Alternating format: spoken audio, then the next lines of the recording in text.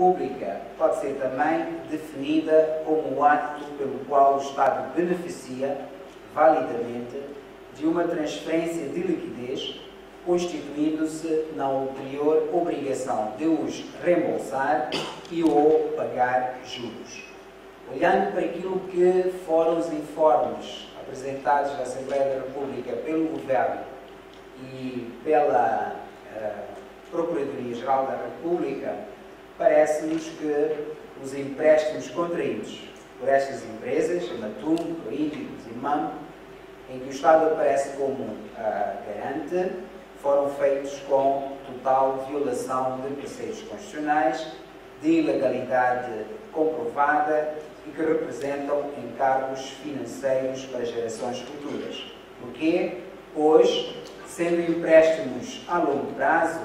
o seu prazo de vencimento será em período orçamental diferente daquele em que se constituíram sem a autorização da Assembleia da República. Quais é que seriam, então, os procedimentos mínimos de contração das dívidas? 10 passos essenciais, tentei elencar. O primeiro é o processo de autorização legislativa da Assembleia da República, pelos montantes envolvidos nos empréstimos garantidos pelo Estado, verificamos que se impõe uma rigorosa observância da lei. É de todo exigível que a sua Constituição seja conhecida e sancionada pelos poderes constitucionalmente prescritos para o efeito, independentemente da utilidade ou da importância do interesse público que o Estado visa salvaguardar ou satisfazer. E, neste sentido, nos termos do disposto na linha P, número 2, do artigo 179 da Constituição da República, em vigor, é da exclusiva competência da Assembleia da República autorizar o Governo a definindo condições gerais, a contrair ou a conceder empréstimos, a realizar outras operações de crédito por período superior a um exercício económico e a estabelecer o limite máximo dos avales a conceder pelo Estado. Entendemos também que é uma questão de responsabilidade do Estado e não só do Governo, nem do Ministério das Finanças ou do seu titular, reservando-se à esfera legislativa, constituída por representantes do povo, a autorização para a contratação de novos empréstimos com vigência superior à anual.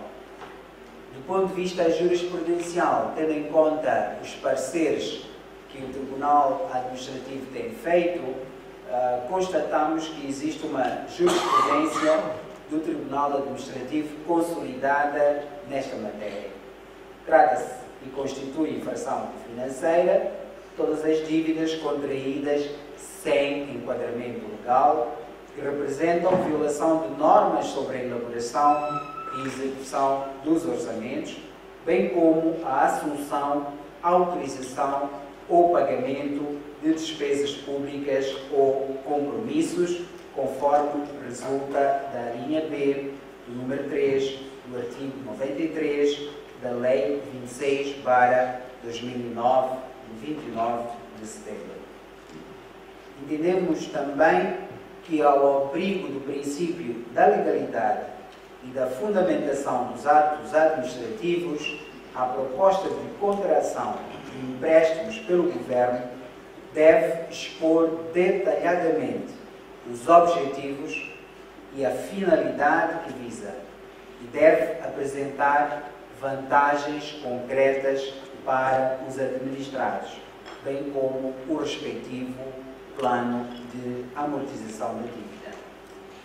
Quer isto significar que competirá sempre à Assembleia da República autorizar o Governo a contrair ou conceder empréstimos ou avales do Estado.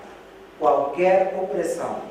ou ato jurídico que viole esta injunção constitucional acarreterá, no nosso entender, uma nulidade material e substancial do ato pretendido. O número 2 do artigo 15 da Lei 9/2002, de 12 de fevereiro, estabelece que nenhuma despesa pode ser assumida, ordenada ou realizada sem que, sendo legal, se encontre inscrita devidamente no Orçamento do Estado aprovado,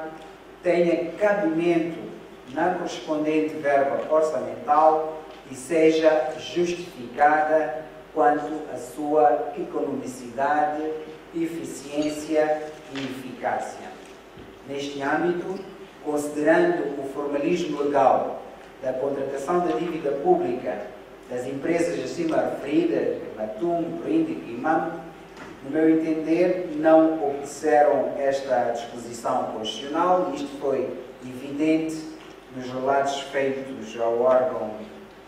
legislativo por excelência, na Assembleia da República, e, portanto, existe uma inconstitucionalidade formal, material e orgânica.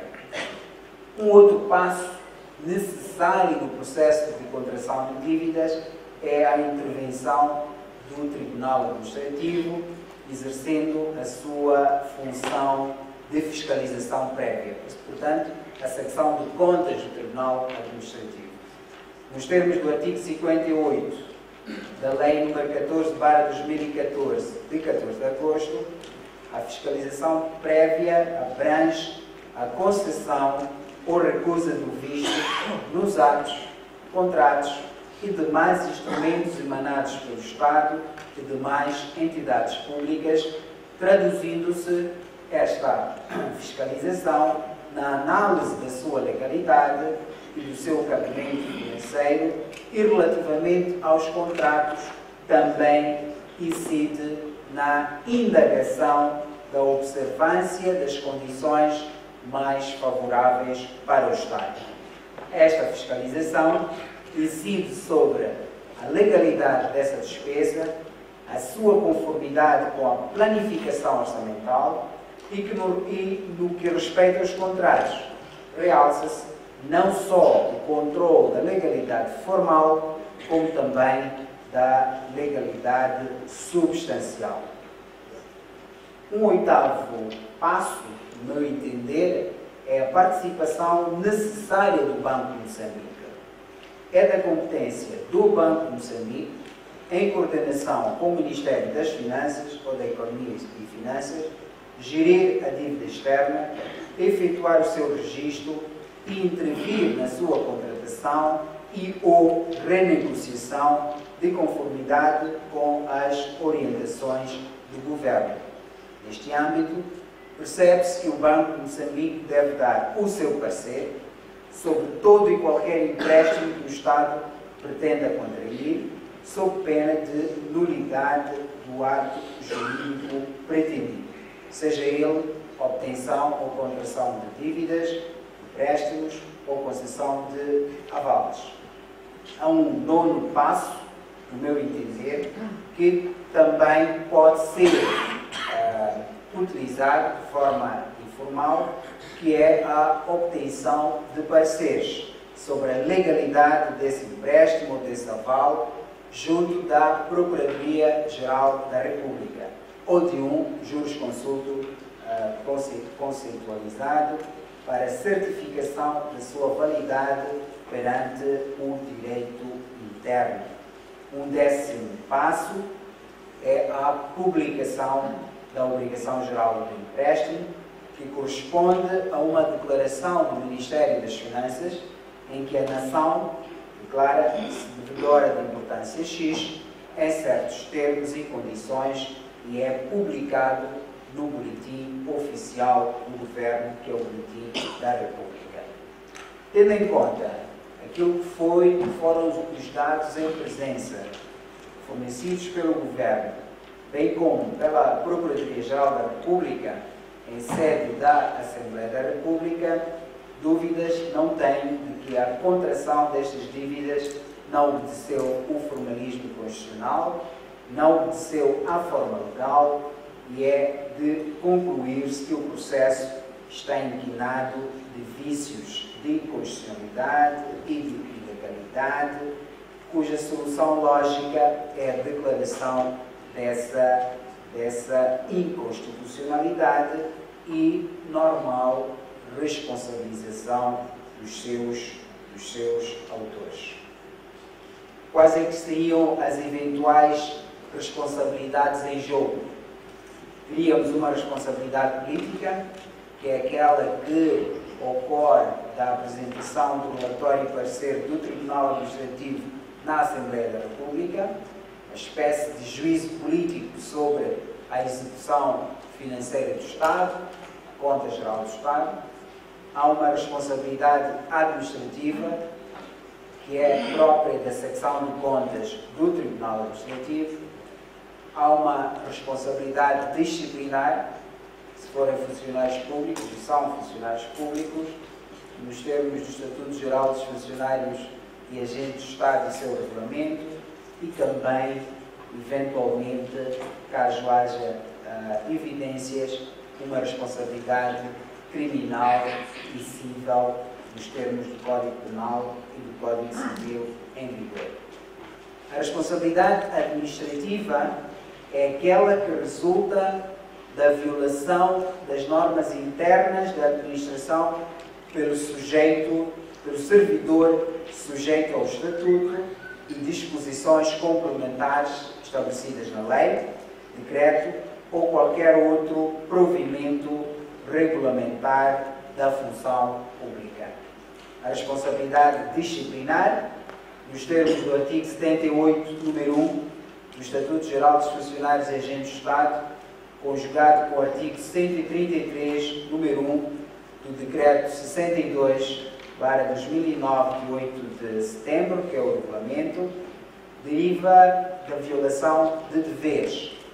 Todo funcionário ou agente do Estado que não cumpre ou que falte aos seus deveres, abuse das suas funções ou de qualquer forma prejudique a administração pública, está sujeito a procedimento disciplinar ou à aplicação de sanções disciplinares sem prejuízo de procedimento criminal ou civil. Estes eventuais responsáveis poderão, no culminar do procedimento disciplinar, ser expulsos do aparelho do Estado. No que diz respeito à responsabilidade criminal, poderão os agentes responsáveis pela contração da dívida pública ilegal e criminosa serem acusados,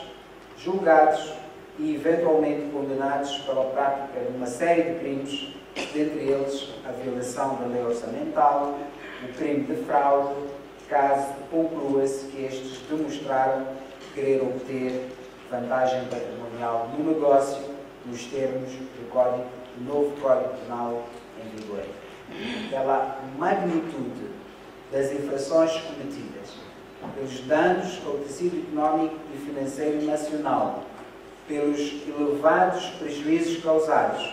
somos de concordar que os autores desses ilícitos criminais poderão, eventualmente, ser julgados e condenados a ressarcir civilmente o Estado pelos prejuízos que causaram à economia nacional, nos termos do disposto na linha A do artigo 512, que deve ser conjugado também com o artigo 510 do Código Penal em vigor. Considerações finais. No meu entender, devem ser declaradas ilegais e inconstitucionais as dívidas ou garantias concedidas pelo Estado em violação dos comandos imperativos da Constituição. Deve ser feita a normal responsabilização dos seus responsáveis pelo Ministério Público, como garante da legalidade, através dos competentes processos criminal e ou administrativo, com respeito pelos direitos de defesa desses arguidos e ou réus. O Tribunal Administrativo deveria assumir uma posição diferente da atual, por isso que sugerimos a criação de um verdadeiro Tribunal de Contas, como um órgão de soberania e instituição suprema de controle externo das finanças públicas, com um estatuto claro e próprio, no que respeita às suas competências decisórias inspectivas e consultivas, com a especificidade única de controlar, de modo externo e independente, a atividade financeira do Estado nos domínios das receitas, das despesas e do património público. Em síntese, e não descurando do papel dos resultados que eventualmente sairão no dia 30 de novembro deste mês, os resultados futuros da Comissão Parlamentar de Inquérito para investigar a dívida pública e os resultados a obter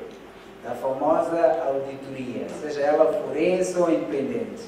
em curso na Procuradoria-Geral da República, acredito que esta reflexão que a Ordem traz aqui ajudará a moralizar a administração pública, em especial o setor financeiro, e servirá para que os tribunais responsabilizem os culpados destas infrações financeiras e da crise económica que o país vive. Acredito também que um dirigente, conforme Rousseau dizia, deve lembrar-se sempre que existe um compromisso permanente entre ele e aqueles que o colocaram no poder. E se um dirigente começa a ter uma opinião contrária àqueles que o puseram no poder, portanto o povo, é ele quem deve sair e não impor a sua vontade. Penso que esta máxima de Rousseau é aplicável à realidade moçambicana. E, finalmente, a passividade e a inércia são insuficiências, tolerância e cumplicidade, no meu entender, são inaceitáveis. Muito obrigado pela vossa atenção.